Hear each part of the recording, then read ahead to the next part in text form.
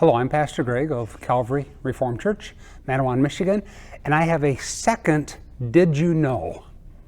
Or a second question about some of the traditions that we hold within Christendom around Christmas.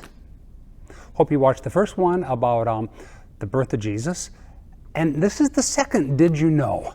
We tend to, as churches, and I can recall we here at Calvary growing up, we always had that we would celebrate with the kids, and the kids do the Christmas programs, and Mary and Joseph will come in to the sanctuary, and an innkeeper will say, "There's no room in the inn," and send them out some other place.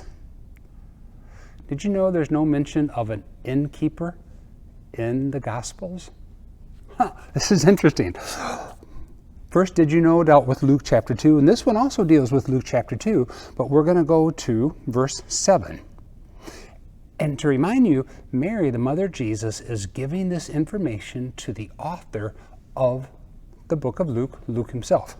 And Mary said that she said to Luke that when she gave birth to her firstborn son, she wrapped him in clothes, laid him in a manger, because there was no room for them in the inn.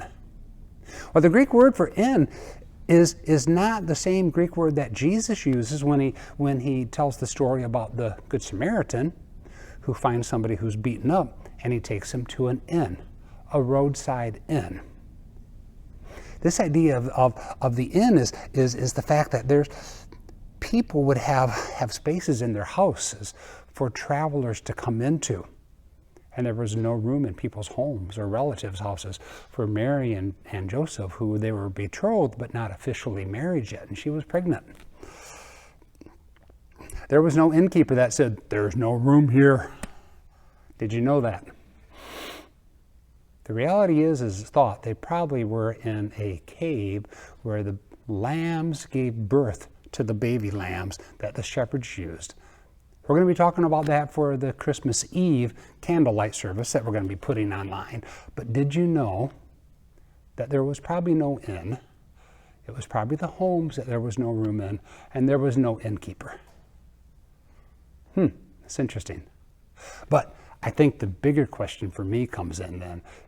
It's not the fact, was there or wasn't there an inn, but the question comes in, do I have room? Do you have room for the Christ child today in your life? Did you know? Thanks for watching, and I will have a couple more segments about Did You Know?